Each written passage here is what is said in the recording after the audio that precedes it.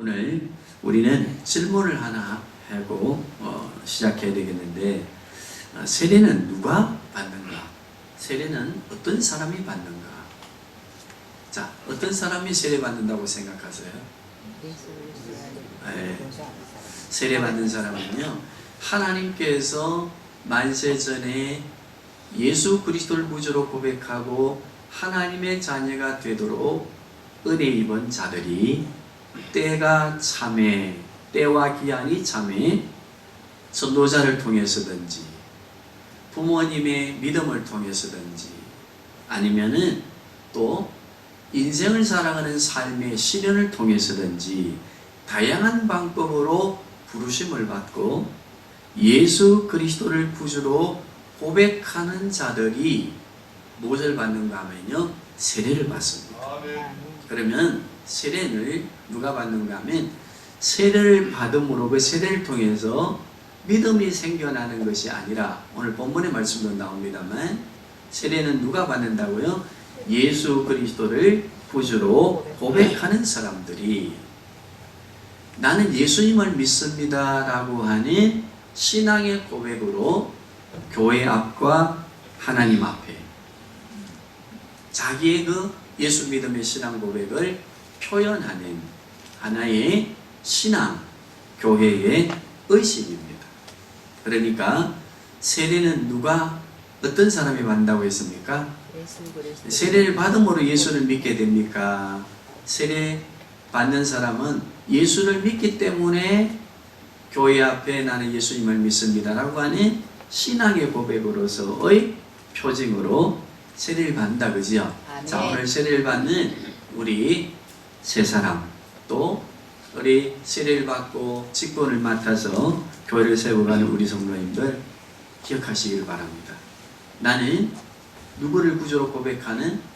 예수 그리스도를 구주로 고백하고 신앙 고백에 나와 있는 모든 내용을 믿습니까? 믿습니까? 믿습니다.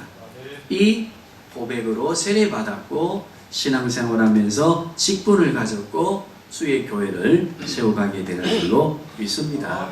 자, 그러면 세례는 무엇인가? 세례 받는 사람은 어떤 사람이 받는가를 알았다면 세례가 무엇인가를 알아야 되는데, 세례는 구약에 근거된 세례의 기원은요, 할례입니다. 할례는 이스라엘 백성과 이방인이 구별되어지는 하나의 언약의 표징이었습니다. 그러면 신약에 와서 우리가 받는 이 세례는 어원적으로 할례와 의미도 같습니다. 예수 그리스도를 구주로 고백하고 내가 세례를 받고, 세례를 받는 그 세례는 무엇을 의미하는가 하면, 나는 이제 세상에 속하지 아니하고 어디에 속한 백성이다? 하나님 나라에 속한 백성이요 하나님의 자녀가 되었다고 하는 것에 대한 의미를 갖고 세상에 선포하는 하나의 의미를 갖습니다.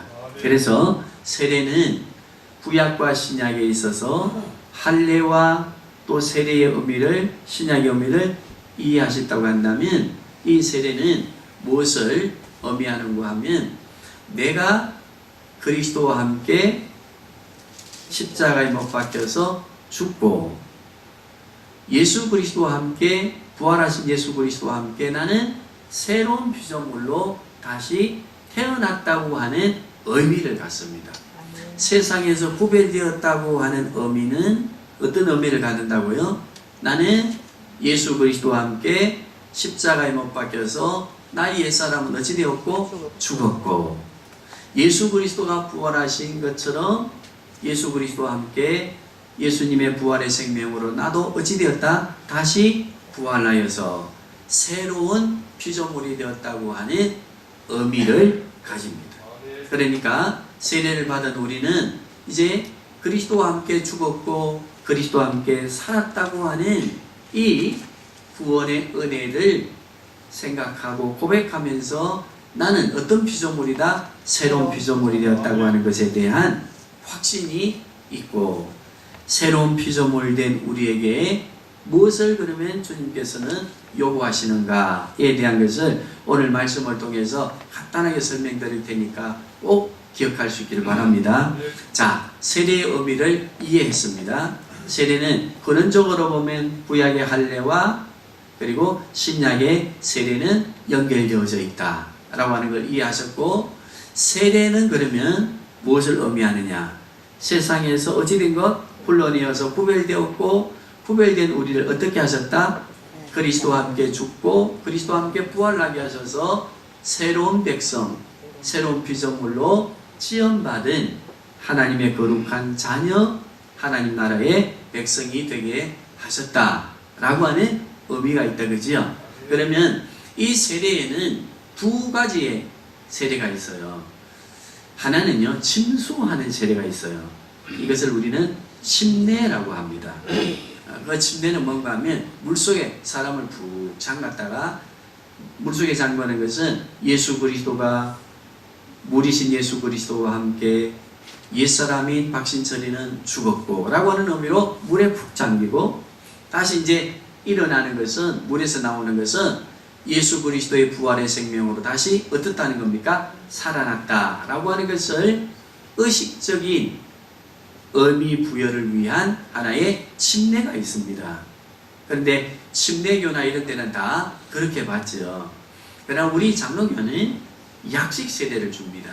어떻게 줍니까? 머리에 물을 이렇게 뿌리면서 성부와 성자와 성령의 이름으로 세례를 준다라고 할 때의 그 물의 표징은 잠기는 되어야 꼭 그리스도와 함께 죽었고 그리스도와 함께 살았다고 하는 의미를 부여하는 것이 아니라, 그 세례 자체에 어떤 의미가 있는 게 아니라, 세례의 큰 의미에 대한 것은 세례가 무엇인가를 설명한 것을 통해 이해하셨지, 그지요?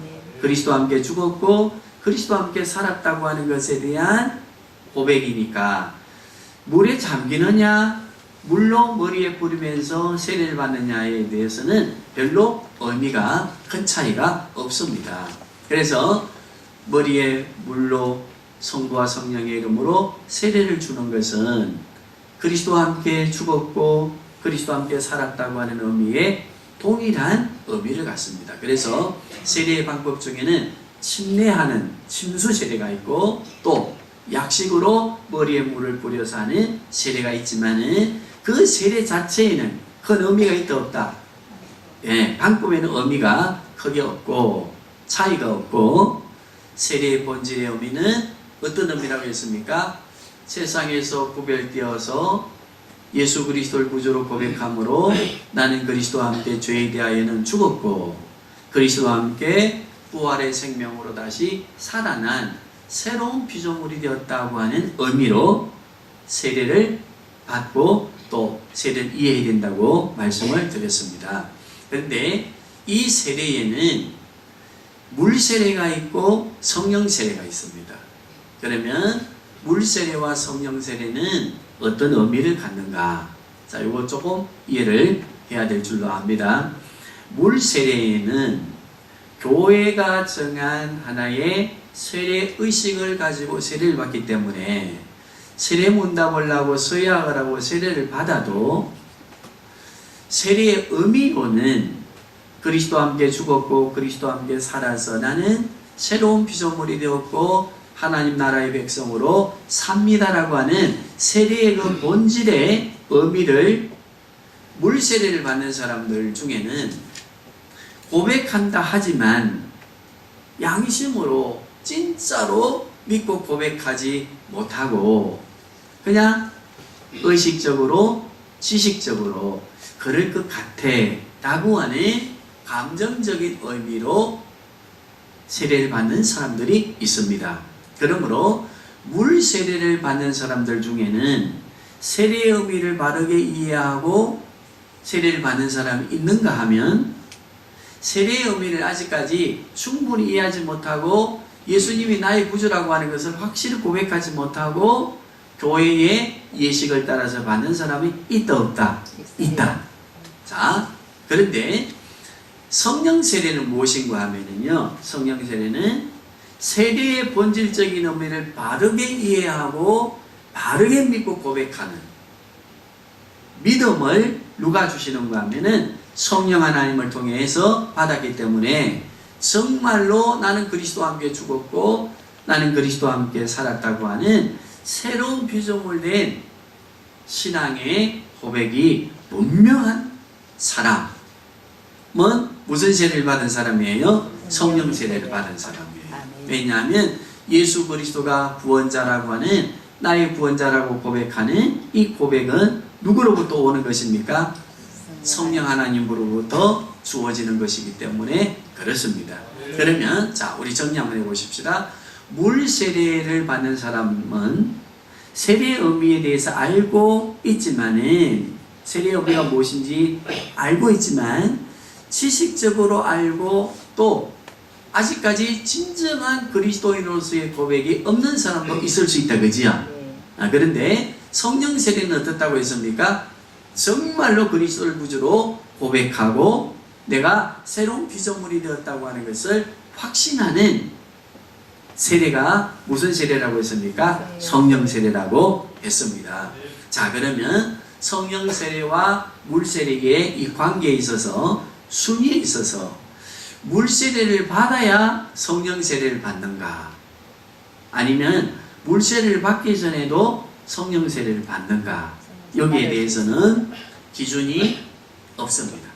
물 세례를 받기 전에도, 학습교인으로 세례교인 되기 전에도 성령 세례를 통해서 누구를 구원자로 고백한 사람들이, 예수 그리스도를 구주로 확실하게 고백한 사람들이 있고, 그리고 이후에 1년이라고 하는 시간, 또 유아세례를 받은 사람들은 16세 되면은 입교식하는 세례에 받는 것이 있습니다. 그러나 이 성령 세례라고 하는 것은 무엇을 의미하는가 하면, 순위에 관계없이 예수님 나의 구주로 고백하는 그 순간 1년이 안 지났고 유아세례 받고 16세가 되지 아니했지만 뭘 받았습니까? 성령 세례를 통해서 예수 그리스도가 나의 구원자라고 하는 것을 믿고 고백하는 성도들이 있음에 대한 것을 기억하시고 따라합시다. 성령 세례는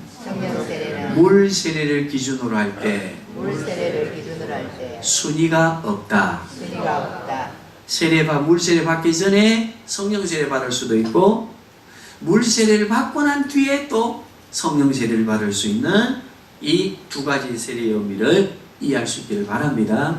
그러면 우리 성도님들은 이제 오늘 세례를 받는 우리 배창이, 수진이, 혜진이는 예수 그리스도를 구주로 고백하고 새로운 피조물이 되었다고 하는 은혜에 감사하며 세례를 받는 교회 앞에 이제 나는 예수님을 믿는 사람입니다라고 하는 고백이 되어야 되겠죠.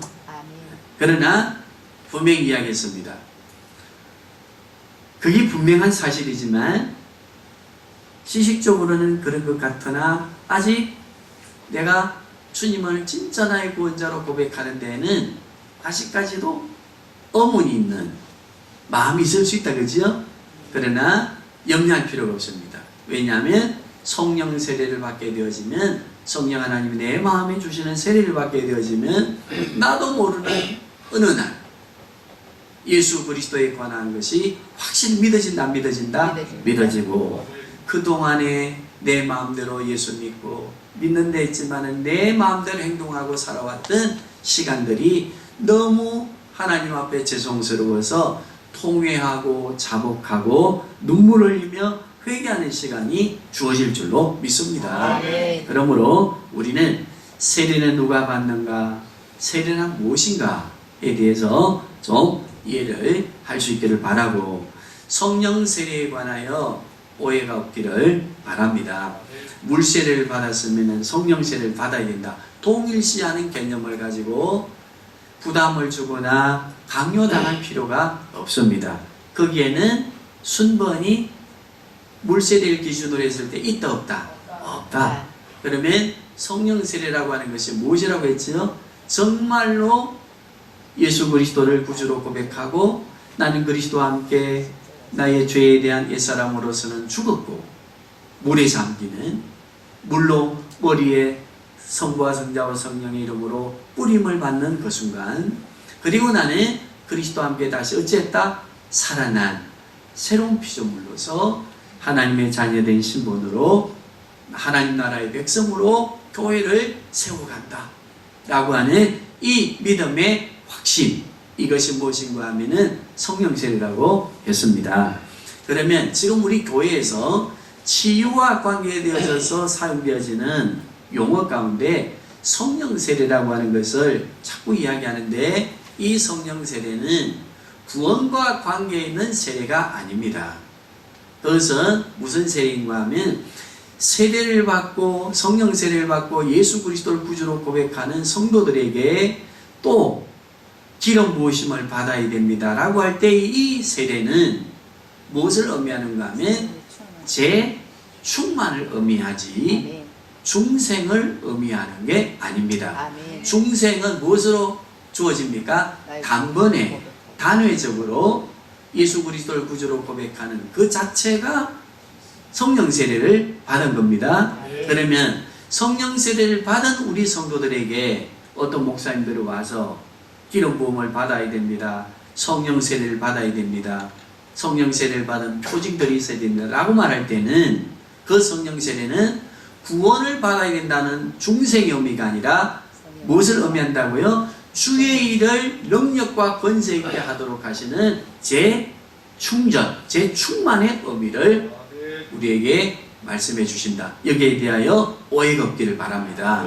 성령 세례를 받아야 되는데 저거 방언도 못하고 무엇도 못하고 하는 걸 보니까 구원 못 받아서 맞습니까? 틀립니까? 틀립니다. 따라합시다. 성령 세례는 두 가지다. 의미적으로 제가 쉽게 이야기를 드립니다. 첫째는 중생을 위한 성령 세례가 있고 충만을 위한 성령 세례가 있다. 자, 이거 이해하셨죠? 그죠? 그러면 중생을 위한 단회적인 성령 세례는 계속 받습니까? 한 번으로 속합니까? 한 번이면 됩니다. 그리스도를 구주로 고백하고 나는 하나님의 백성이 되었어. 누가 주신 세례입니까? 성령 세례입니다. 그러면 우리가 계속해서 성령 세례를 받아야 된다고 할 때는 무엇이지요?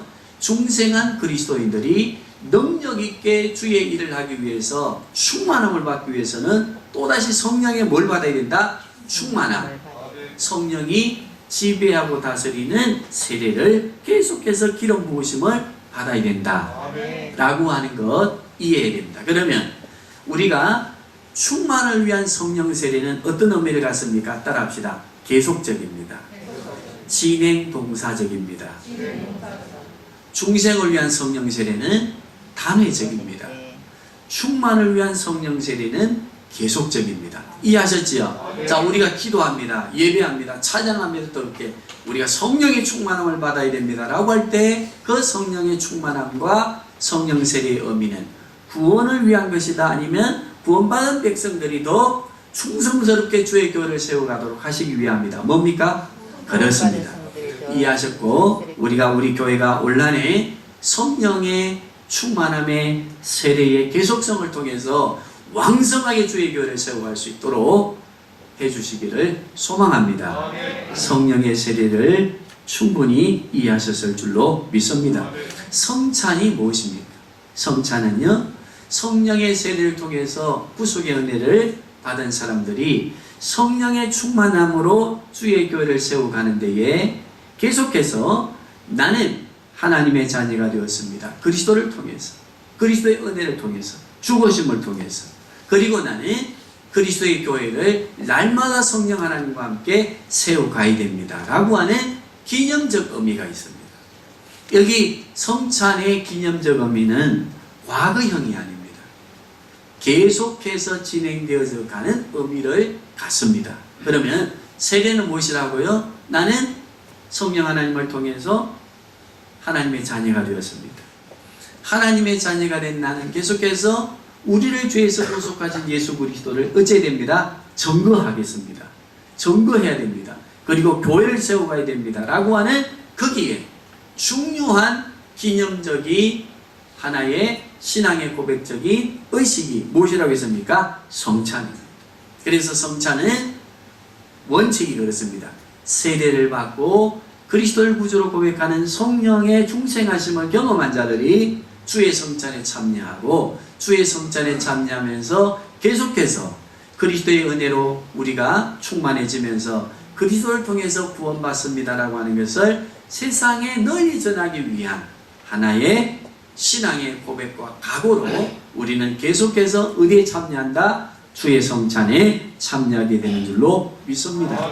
오늘 성찬에 참여하고 세례에 참여하고 세례를 받고 성찬에 참여하는 우리 교회 우리 성도님들 세례와 성찬을 바르게 이해하시고 성령에 충만한 사람들로 성도들로 주의 성찬을 기념하고 그리스도의 성찬의 삶을 통해 이 땅에 그리스도의 나라를 세워가야 되겠고 주의 몸된 교회를 왕성하게 세워가야 됩니다. 그리스도께서 죽으심과 같이 나도 세상을 향해서 죽고 세상의 복음 전거를 위해서 나도 희생하고 헌신하며 그리스도의 교회를 세워가겠습니다 라고 하는 고백과 다짐의 의미가 성찬의 의미입니다. 그러므로 이 두 가지 의미를 이해하시길 바랍니다. 자, 그러면 정리합니다. 세례와 성찬의 의미를 바르게 이해한 우리 성도들은 오늘 또 세례받는 우리의 새 자녀는 어떻게 살아야 됩니까? 자, 본문의 말씀 딱 정리해 드리겠습니다. 21절 같이 보십시다. 시작. 무릇 예수 그리스도께서 부활하심으로 말미암아 이제 너희를 구원하는 분이니. 자, 설명해 드린 겁니다. 지금까지 읽어봅니다. 시작. 곧 세례라. 하나님을 향한 선한 양심의 강군이라. 여기 중요한 것이 무엇인가 하면 세례받은 자들은 세례받은 자로서의 어떤 삶을 살아야 되는가 하면 자, 하나님을 향한 무엇으로 살아야 된다? 선한 양심으로 살아야 된다. 선한 양심으로 살아야 된다 하지 아니하고 어떤 생활 진행형으로 말하지 아니하고 여기 번역도 참 잘 되어 있습니다. 뭐라고 해놨는가 하면 하나님을 향한 선한 양심의 뭐다? 강구라고 하는 것은 계속해서 선한 양심을 가지고 살아가도록 성령의 충만함을 가지고 살아가도록 그리스도의 그 속죄하신 성찬의 의미를 이해하며 살아가도록 성령 하나님께 기도하고 예수님의 이름으로 기도하고 성부 하나님의 뜻을 구해야 된다고 하는 이 강구의 의미 이해하시죠? 그죠?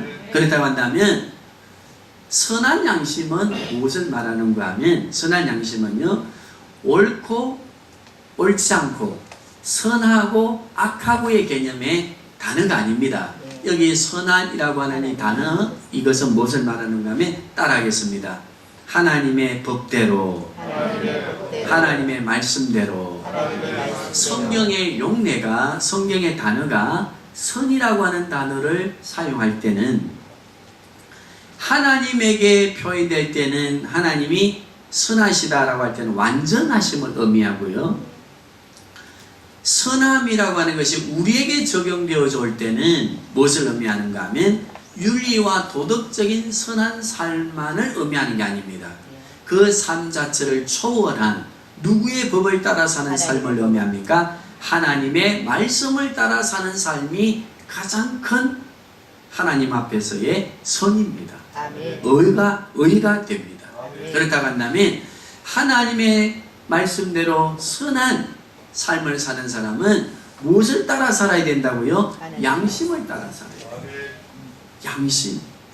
양심은 성령 하나님을 통해서 중생하게 되어지는 의미를 갖는다. 그지요? 그래서 세례를 통해서 선한 양심으로 그리스도를 구주로 고백하고 죄에 대하여는 죽고 의에 대하여 나는 새로운 피조물이 되었다고 하는 것을 고백하는 세례자가 되었다고 한다면 누구의 말씀을 따라 살아야 된다? 하나님의 말씀을 따라 살아야 된다. 하나님의 말씀을 따라 살 때에 성찬과 세례에 참여하는 우리에게 어떤 은혜가 주어지는가? 22절 시작.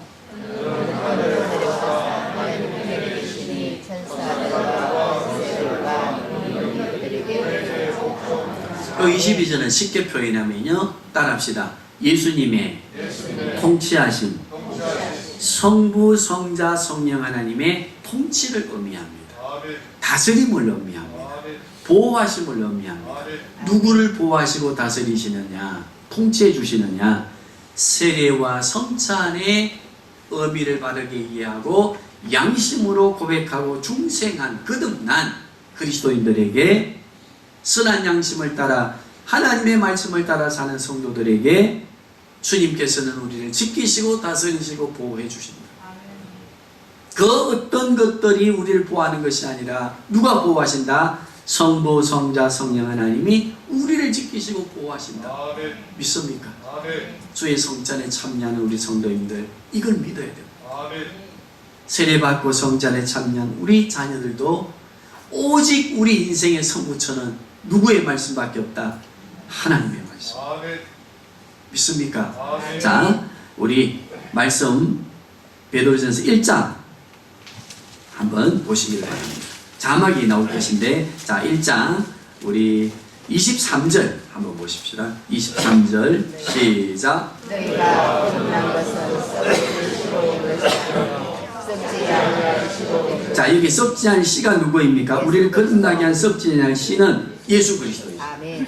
갈라디아서 3장 16절을 보면요, 이 씨는 곧 예수 그리스도라. 자, 씨로 된 것이니 시작. 살아있고. 자, 씨와 말씀의 관계는 요한복음 1장 1절을 보면 이 예수 그리스도가 무엇으로 표현되어 있습니까? 말씀으로 표현되어 있거든요. 그래서 씨 예수 그리스도와 하나님의 말씀은 동일한 의미를 갖습니다. 아멘. 그러면 거듭난 우리는 누구를 중심으로 살아가야 됩니까? 누구를 바라보며? 예수 그리스도를 바라보며 아멘. 예수 그리스도에 관하여 기록된 우리를 보호하시겠다고 약속하신 언약의 말씀이 성경을 중심으로 살아가야 될 줄로 믿습니다. 아멘. 25절 봅니다. 시작.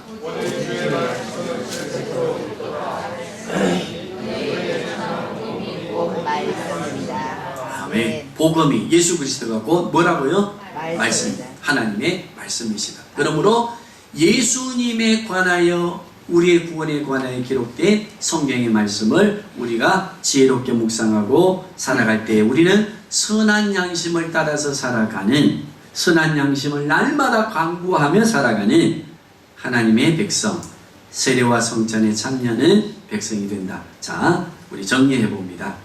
예화로 하나 정리하고 세례와 성찬에 참여하도록 하시겠습니다. 우리는 그리스도께서 우리를 지키신다 약속하신 이 말씀을 읽고 살아가면서도, 이 언약을 붙들며 살아가면서도 우리의 삶의 공과 문제 앞에, 소위 고난과 고통을 주는 문제 앞에 딱 직면하게 되면 두 가지의 마음의 구조로 그 고난과 고통을 받아들이게 되는데, 첫 번째는 어떻게 받아들이는가 하면 예수님이 나와 함께 하신다고 하는 것을 믿고 지켜주신다고 하는 것을 믿지만 우리의 삶의 문제 앞에, 고난과 고통 앞에 서면은 그 고난과 고통에 대하여 두 가지의 모습으로 나타나는데, 첫 번째가 어떤 모습으로 나타나는 거 아니? 고난과 고통을 마음의 상처로 받습니다. 아버지로부터 주어지는 고난, 고통, 부모님으로부터 주어지는 것, 경제적인 문제로부터 주어지는 것, 등등 많지, 그지요? 그게 주어질 때 우리는 마음의 무엇으로 받아들이는 사람이 있다? 상처로 받아들이고, 그 상처로 받아들일 때는 우리의 마음이, 따라합시다, 폐쇄적이 되고, 그러면서 모든 문제의 원인은 다른 사람이라고 탓을 합니다. 자, 우리가 살아가는 삶의 세례와 성찬에 참여하는 우리들에게 삶의 공과 문제들이 주어질 때 우리를 지키신다고 하는 말씀을 붙들고 살아가지만, 성찬에 참여한 백성으로 살아가지만 우리의 삶의 공고함과 고난이 주어질 때는 두 가지 모습으로 나타나는데, 첫 번째 어떤 모습이었습니까? 상처로 받아들이고 내 마음을 폐쇄적인 공간으로 만들어 놓으면서, 부정적인 마음으로 만들면서 모든 원인을 누구한테로 돌린다? 고난과 고통의 원인을 다른 사람에게로 돌려요. 여기에서 일어나는 갈등이 오늘 우리 사회의 분노 사회로 만드는 하나의 모습임을 기억해야 될 줄로 믿습니다. 그러나 또 한 부류가 있습니다. 성령으로 거듭난 그리스도의 백성들이 고난과 고통을 당할 때에 그 고난과 고통을 하나님의 말씀으로 이해하고 하나님의 말씀에 순종하며 선한 양심으로 받아들이면서 그 고난과 고통을 통해 따라합시다. 성숙의 기회로 삼는다.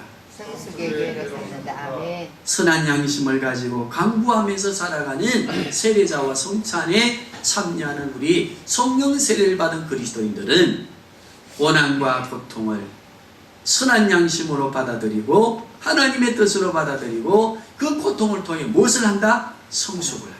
성숙하는 사람은 어떤 관계가 형성되어지는가 하면 따라합시다. 나눔과 나의 잘못으로 고백한다.